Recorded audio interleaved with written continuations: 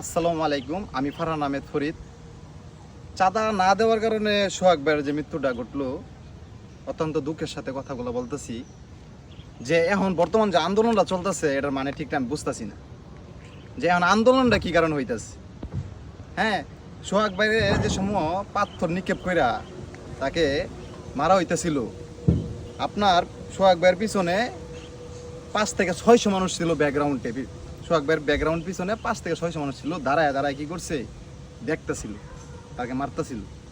ওই দিন আজকে দেখতে হইতো না, আজকে এই দিন দেখা লাগতেছে, আন্দোলন দেখা লাগতেছে। কারণ কি, যদি 500 লোকের হাতে কিছু নাও থাকতো, পায়ে কিন্তু জুতা ছিল, জুতা একজনের জুতা দিয়া নিজে বাড়ি দুজি দিত, তা হলেও বাংলাদেশের শেষ সীমানা পর্যন্ত শব্দটা যাইত।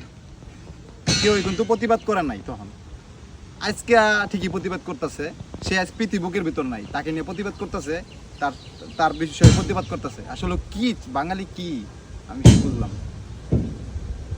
এখন বাঙালি নিয়ে একদম কথা নাই, এখন নিজের মন থেকে সোহাগ ভাইয়ের দোয়া ছাড়ার কোনো পথ নাই।